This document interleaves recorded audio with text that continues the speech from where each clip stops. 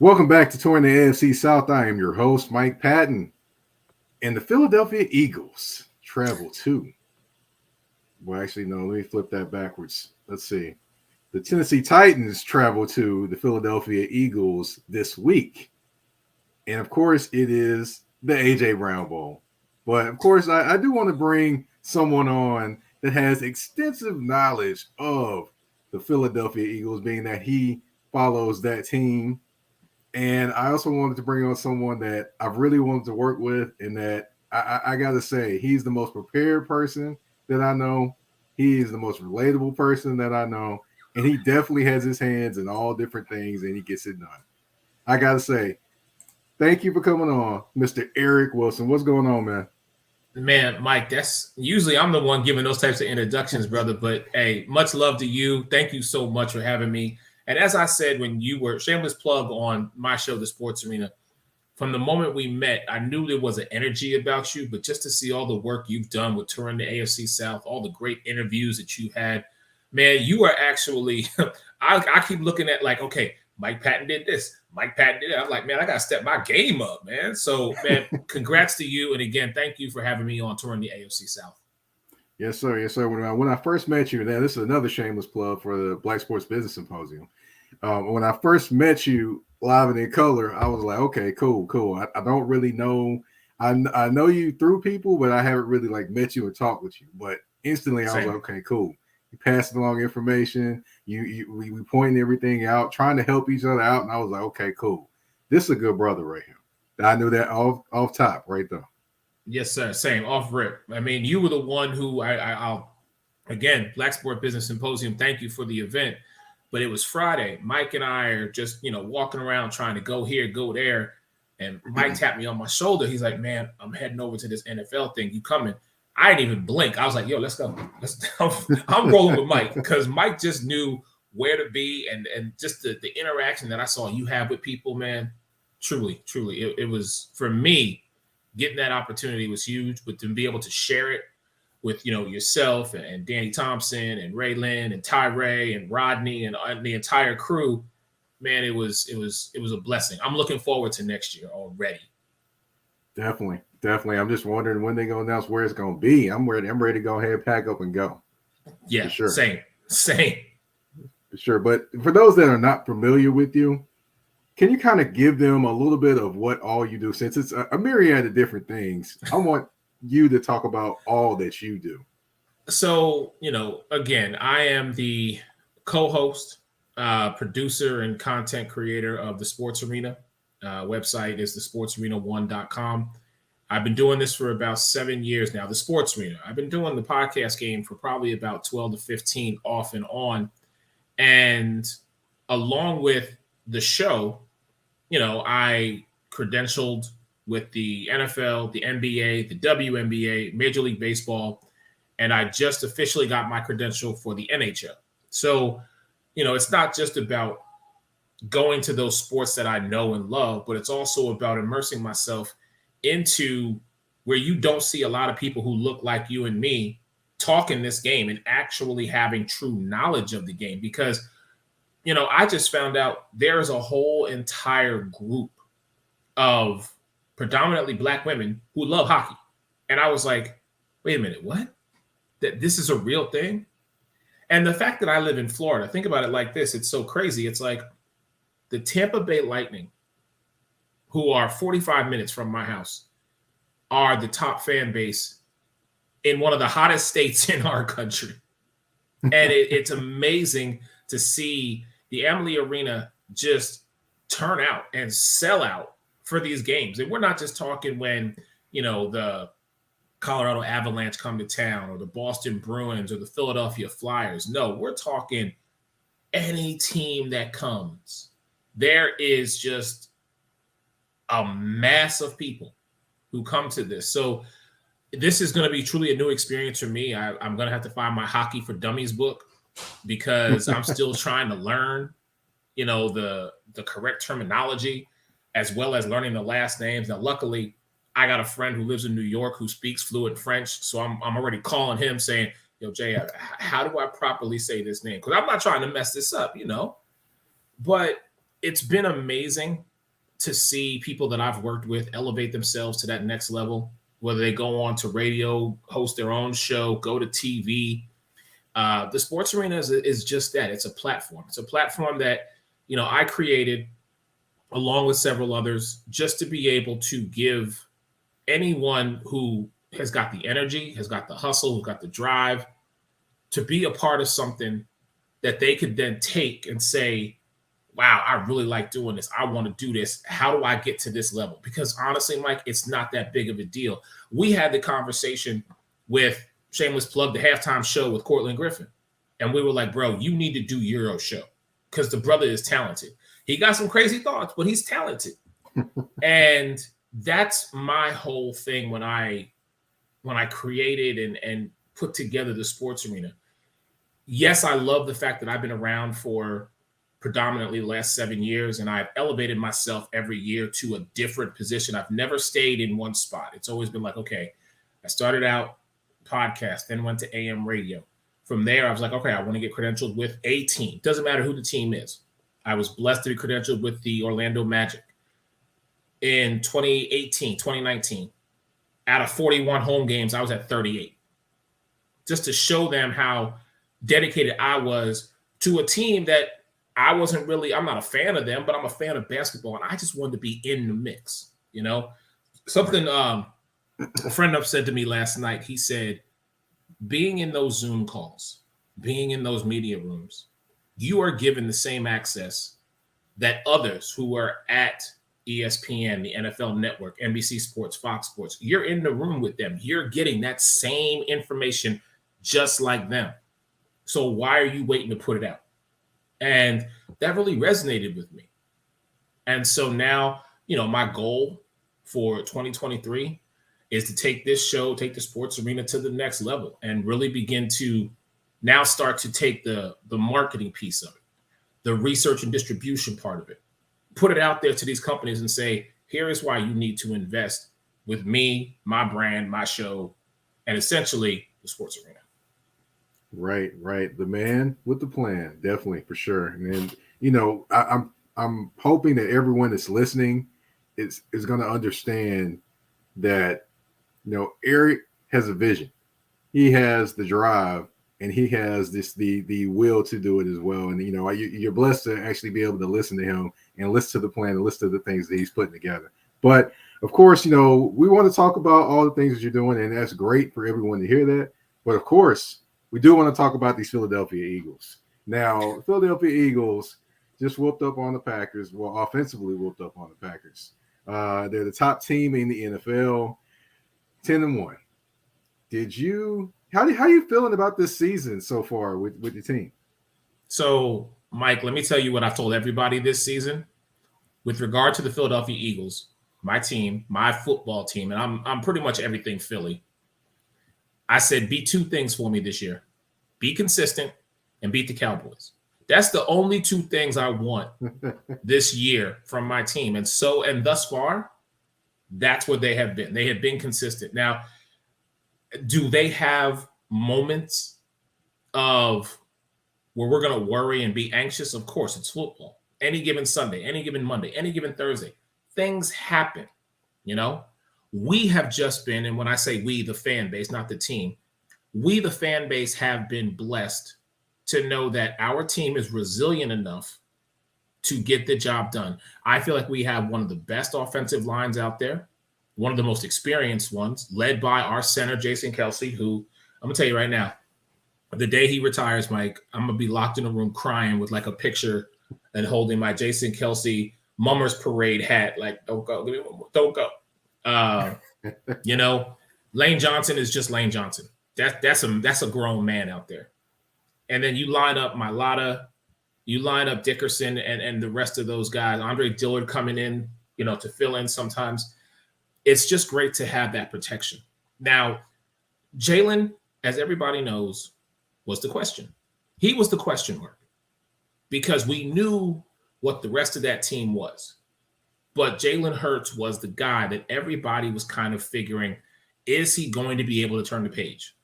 Well, as we saw in the draft, and thank you, Mike. As a Tennessee Titans fan, I just want to say thank you to you because you let us have AJ Brown, which I was like, when I saw that happen, I'm telling you right now, I was in Vegas. I almost went to the crap tables and put like, a couple of hundreds down to be like, if this is the luck that I'm receiving tonight while I'm in Vegas, let me roll the dice and see what else is going to happen. Didn't do that, but I was so thankful. And the chemistry that already exists, because we know it takes time for quarterbacks and wide receivers, offensive linemen, defensive linemen, the entire team to kind of gel. But this team, this season, sitting at this record right now, has shown me that it's not going to be pretty.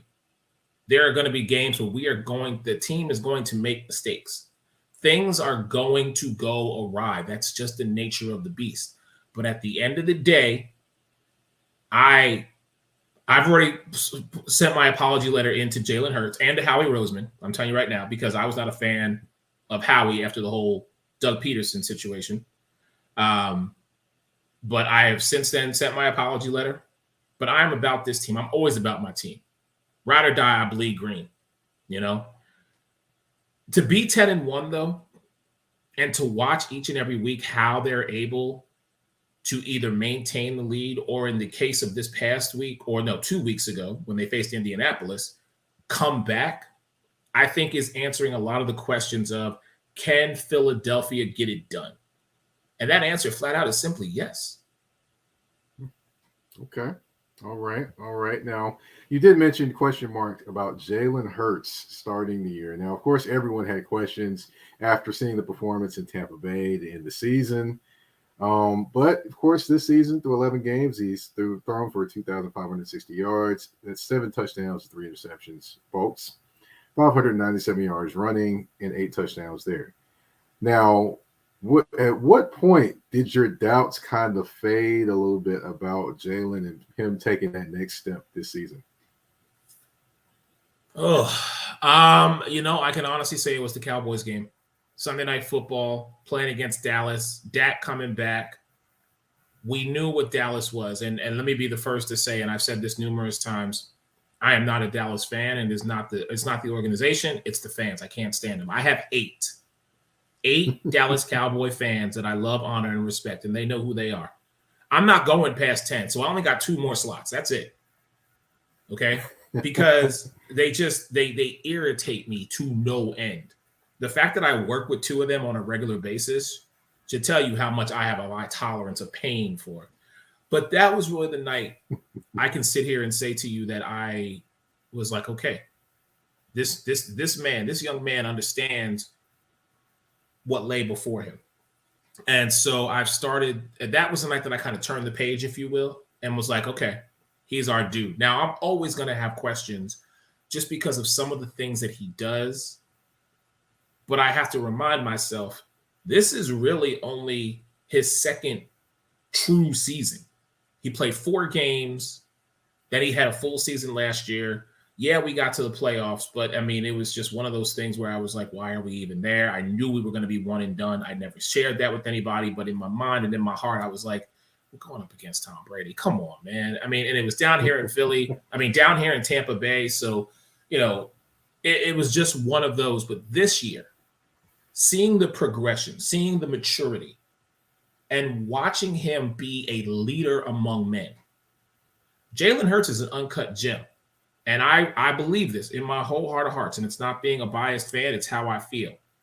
Regardless of the outcome, which I'm saying Arizona, we're going to be second championship in 5 years, you are going to see him be polished into a diamond at the end of this year. And for those people who are, whether you're a fan of Philly or whether you're one of the other 32 teams who want to criticize what my quarterback has done, because I've heard all the rhetoric. I've heard it all. There's nothing anybody can say to me that I'm like, tell me something I don't know. Philadelphia, when we are dialed in, when we are focused, we are 96 to 98% unstoppable.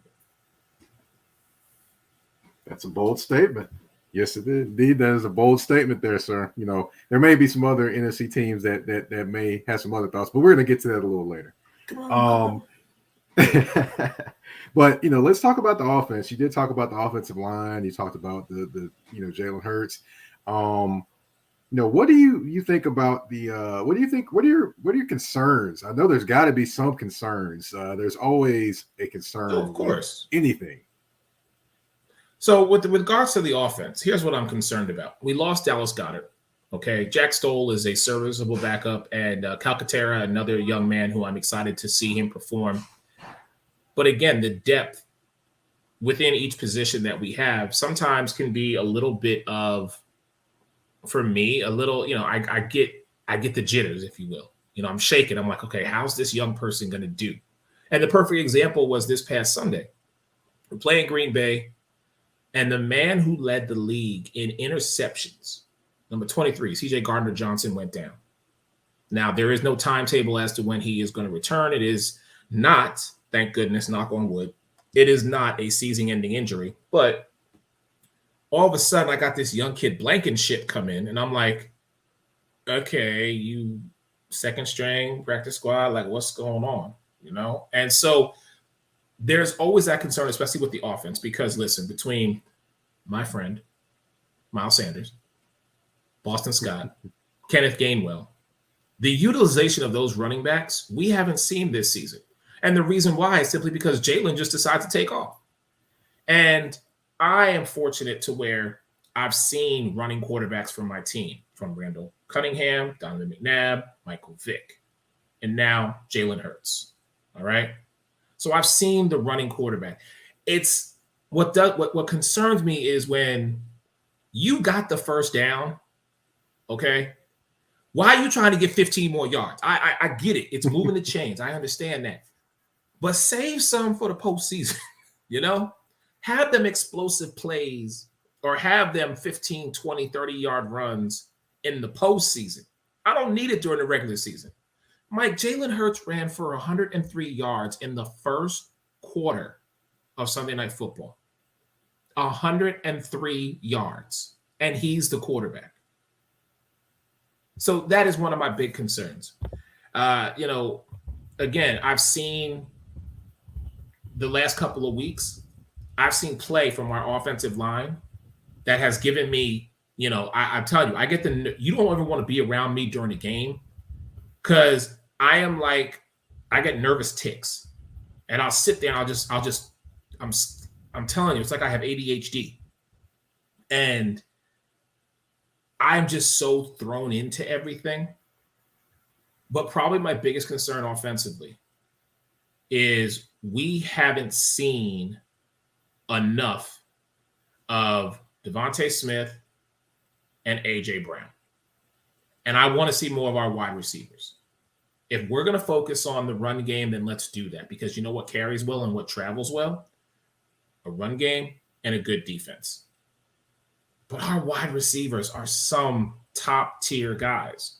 So I want to see them show up and show out. And I know their time is coming. I'm excited to see it. Right. Can you hear me and everything? I can hear you. Yes, sir.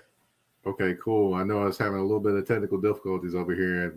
Looks like my screen's frozen over here. But anyway, now, we'll talk about the wide receivers, and we'll definitely go into a particular wide receiver that is playing against his former team. But I do want to talk about the defense as well. Now, the defense, they've definitely had some moments. They've had some moments where, frustration and moments of looking great. Now, did you think, what do you think of their performance so far this year? My defense is where my heart is. I am a defensive guy by nature. And so for me, when I look at guys like Fletcher, Brandon, Darius, Mike Epps, CJ Gardner-Johnson, Reddick, when I look at them, it's like, okay, y'all understand what time it is. This is Philly. This is the 215. Whether we go into your house or you come into ours, you leave offensively, your offensive side, whoever it is, they leave a different person than when they came in. Because our defense, granted, we have to close the middle. I've just noticed that the past couple of games to where we leave the middle wide open. And you saw that Sunday night with Christian Watson.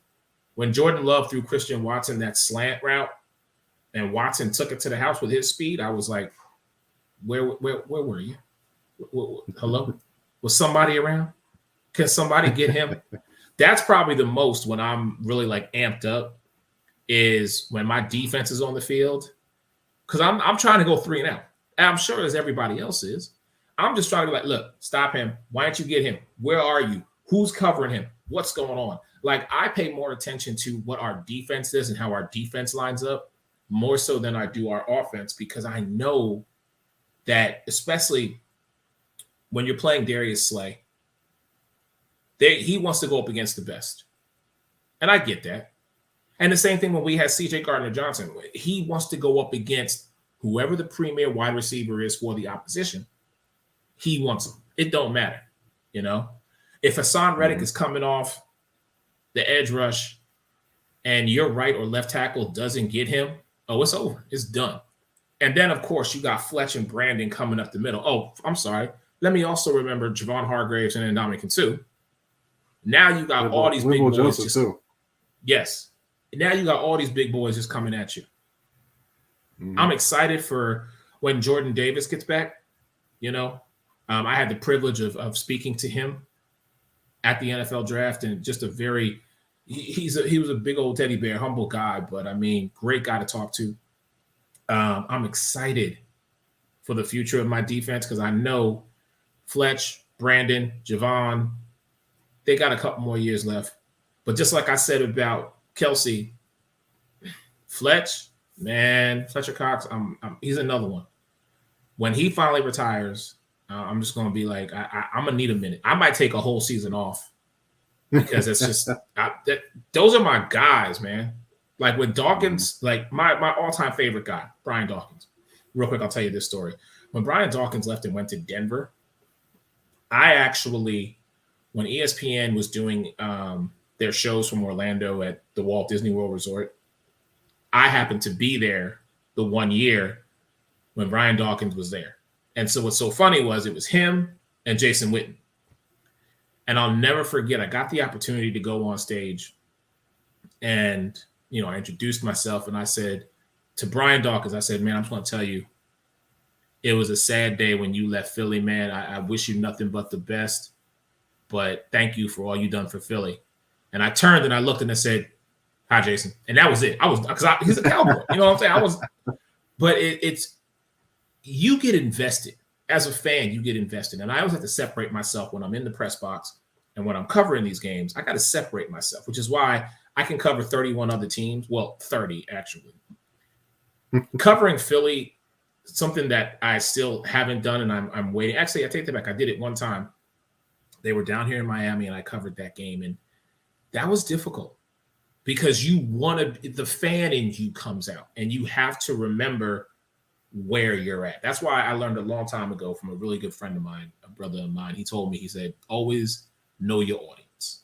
And I said, yeah, you're right about that. But offensively, that's where my concerns come from. And defensively, it's one of those things, Mike, where I know what we have and I know what we're capable of. And when things go a little haywire, I get so upset just because I know the talent that's out there. I know the energy they bring.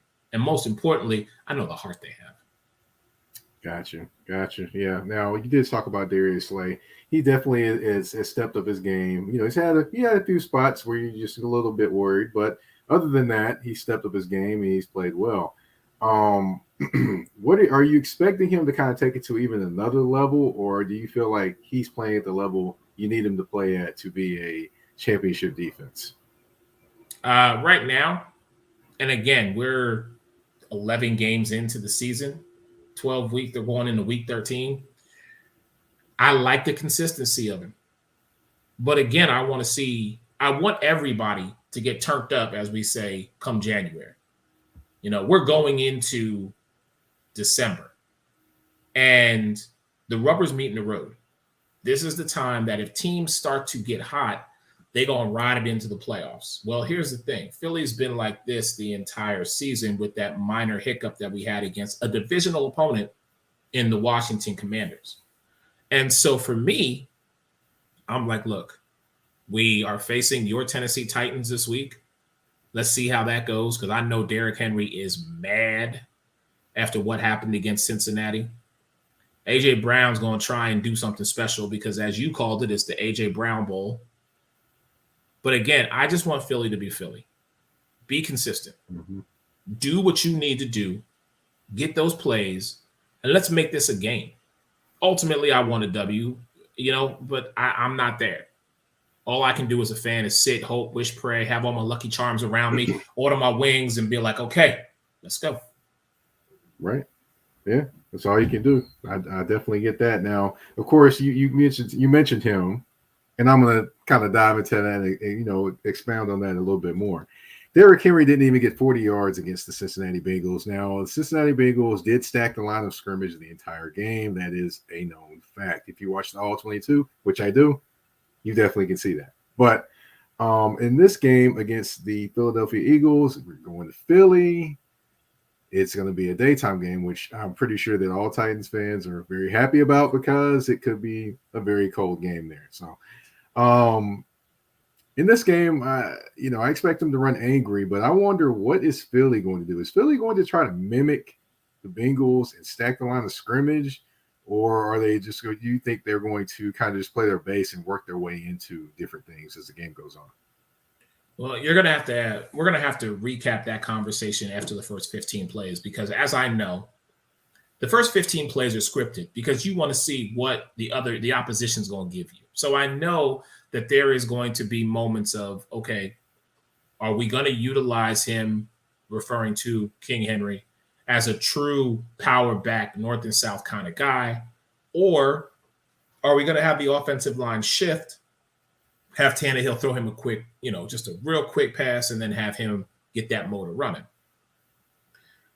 What concerns me about this matchup is simply this, and this is what we all know about Derrick Henry. As the game progresses, for whatever reason, he gets stronger. I don't know how he does it, but it's like, the first quarter he comes out, he'll just, he's just trying to kind of figure out his spacing, his timing. By the third quarter, Derrick Henry don't even care no more. He's just like, look, give me the ball. I got this. He's already in fourth gear. People are just trying to get out of second. And so do we stack the box against him? I don't think so, because that's going to leave room for, your wide receivers, including Robert Woods, to make themselves open. And like we talked about earlier, Philly has to clog up that middle. All right. If you put Robert Woods in the slot, which I know you may or may not do, and Ryan can find him, well, now we're talking about going from a 4-yard reception to a 24-yard reception, because we know what Robert Woods is. Now, your other two wide receivers, Burks and Westbrook, Akine, is that how you say it? Akini. Thank you. These young men are just they're just making sure that they remain in that position. I expect, not saying this is going to happen, but I expect Darius to take on Robert Woods, should that be the matchup. And then it's going to be on Tannehill to figure out what's going to make the most sense. Here is the one thing I will say, and I will give total credit to your head coach. Mike Rabel, he understands defenses. So I'm sure he is talking to that offensive line this week and saying, look, you're going up against some bad boys. All I need y'all to do is keep Ryan upright. Don't let Fletcher come up the middle. Don't let Javon come off the side. Don't let Brandon be Brandon. And I think that is going to be a very telling sign. The battle up front on both sides, offensive line, defensive line, for both our teams, I think is going to set the tone for how this game is going to go. Because if one of those four groups is slipping, the other one will capitalize. Definitely. And one thing I will mention as well, you did mention Robert Woods, but in the last couple games, Treylon Burks has definitely got going. He's definitely made big receptions. He made I think he made one on Jair Alexander, a couple on the Green Bay Packers. He got one last week against the Bengals as well, going deep. And At 6'2" and 225, he's definitely a guy that you don't want running free in your secondary. And the thing is about him that I've noticed is he's kind of picked up steam ever since he got back from his turf toe injury. He's had 100 and almost 200 yards receiving in the last 2 games. So that's a guy that could potentially make some things happen, especially if the Eagles stack the line of scrimmage. And, flipping over to the defensive side of the ball for of course, the Titans, looking at the Philadelphia offense, I think the biggest piece there is the front four. Now, Danico Autry, there's no determination if he's going to play.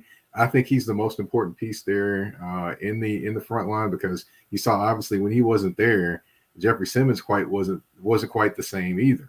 So, that may be something that affects this game. But with their front four and just the pieces that they have, I think that'll be the biggest battle. The front four of the Titans versus the offensive line of the Eagles, and whoever wins that battle could probably determine the game, in my opinion.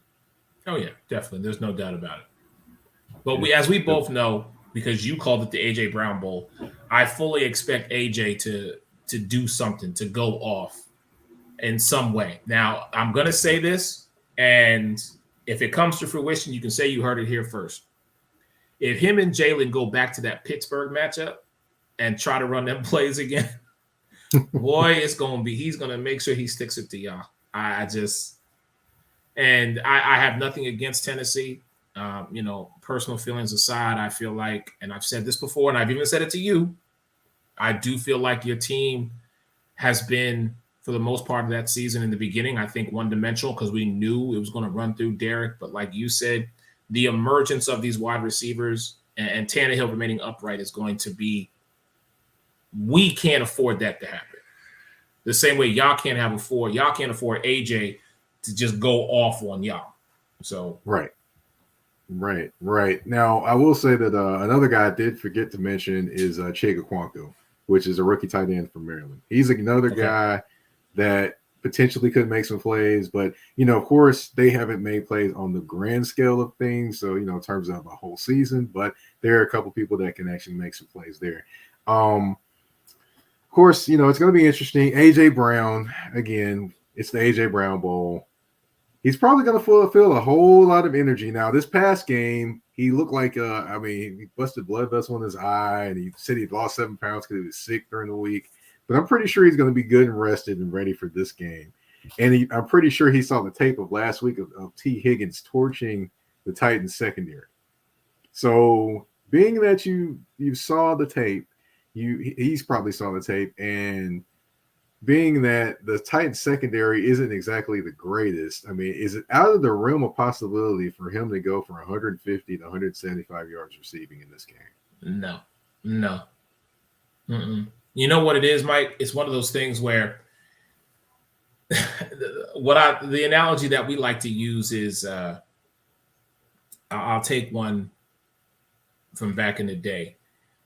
You know how you just got that new job and you got that first big check, and so you want to look suited and booted, and you want to go back to your old stomping grounds and show everybody the new you, if you will. That's going to be AJ Brown on Sunday. AJ Brown going to show the Tennessee Titans, even though they're coming to Lincoln Financial, he's going to be like, yo, this is the new me. I need y'all to see all this drip that I got going on here. And he is going to do everything within his power to show up, show out. For him to get 150, 175, to me, I can see that all day long. Yeah. It's going to be an interesting matchup. That matchup is Sunday, 1 o'clock Eastern time, of course, 12 o'clock Central down here in Nashville. Of course, I know your prediction. You've got the Eagles winning, so I know that one off top. But of course, I do want to play a game. I play a game with all my guests to come on the show. Sure. I've got 5 questions. I've got 2 answers for you, and you got to pick one. Are you ready? Okay. I'm ready. Let's go. All right. The 49ers or the Cowboys, who would you want to see in the playoffs? I want to see Oh. Yeah. Because nothing would make my heart better than to be the reason that they are out of the postseason. But it's very hard to beat a team 3 times in a row. And Christmas Eve still hasn't come yet. So I'm going to go with the 49ers because we haven't played the Cowboys for our second time yet. Because I want to see what Jimmy G and Christian McCaffrey and Debo and George Kittle, along with that Bosa defense, I want to see what they're capable of. So I'm going to say 49ers. Okay. All right. Going to go with pass rushers. One of old, one of new. Or somewhat new. Hugh Douglas or Brandon Graham. Which one are you taking? You have to take one. Come on. You're killing me right now. Oh. I told you it was going to be tough. Yeah, you ate. Oh, I can't go wrong either way. Just because he got inducted into the Eagles Hall of Fame Sunday night, and because along with Jeremiah Trotter, that was probably 2 of the best that I've ever seen play. And again, I told you, I'm a defensive guy, so you already know. I'm going with Hugh Douglas, 53 all day. All right. Now, if you had to choose one team to cheer for in your division, the Giants or the Cowboys, which one are you picking? Giants. That's easy, Giants. I'm cheering for them now. All Mike, right. I'm telling you right now, 2 teams I pick every Sunday during our weekly pick'ems, Philly and whoever's playing Dallas. Simple as that. Yeah, Giants all day long. All right. Now we got 2 quarterbacks. We got both of the past, of course. Randall Cunningham or Donovan McNabb. Which one are you taking? Randall. All Randall. right. Even though I met Donovan and he's a cool cat, there would be no Donovan McNabb, in my opinion, if it wasn't for Randall. Randall Cunningham. Always respect him. Gotcha. Okay. All right. And which wide receiver do you think had the best Eagle career? Deshaun Watson or Jeremy Maclin? You mean Deshaun Jackson? Deshaun Jackson. That's what I mean. I'm sorry. No. Deshaun Jackson. No. Deshaun Jackson. Mm-hmm. Listen, Maclin was good, and I take nothing away from the brother being who he was, and he just happened to be right place, right time, right fit. But, I mean, did you watch this Baltimore game this past Sunday, even though they lost? Deshaun Jackson's still out there running like 4.240s for like 60 yards. So, Deshaun Jackson. And you know what it is? He is – I've seen him in interviews. I've never had the opportunity to up close and personal speak to the man, but there's just something about him, especially at that position. When we think of wide receivers, we think of guys 6'2" and taller who are just throw the ball, 50-50 ball, go up and get it. Deshaun's like, man, let me take it to the house for you. Guys like him, Tyreek Hill, them speedy wide receivers, and they're not exactly the ideal height that we think of when we think of wide receivers. Yeah, no, Deshaun Jackson all day. Gotcha. That's 5 questions, 2 answers, and 1 choice. You're all wrapped up, and this show is wrapped up. I want to thank you for coming on. If you can, tell everyone where they can find you. Tell everyone what all you got going on. The floor is yours. Thank you, sir. So as you can see in the bar here at Eric Wilson TV, that is my Twitter and my IG. Sports Arena every Monday and Wednesday night, 10 p.m. Eastern. You can find us as a part of the Sideline Sports Network on our Facebook page. The replays are placed on YouTube. My personal social media pages. We're all over. Apple Podcasts, Google Podcasts, TikTok, the whole 9. And man, this has been truly great. Like I said earlier, Mike, I'm gonna have you back on because the Tennessee, the entire, as you say, touring the AFC South has been very interesting this year. But especially this Sunday, I'm really excited. Not for our matchup, but I want to see the return of Deshaun Watson back in Houston. And I would like to get your thoughts on that maybe, next week on the show. So open invitation, you let me know. But again, my brother, I salute you. Keep doing your thing, man, because you are truly on the come up. And I can't even say look out world for Mike Patton because the world already knows you. Oh, man, you're too kind. And thank you for coming on again. Thank everyone for tuning in. You've been tuned in to Touring the AFC South with your host, Mike Patton. We're out.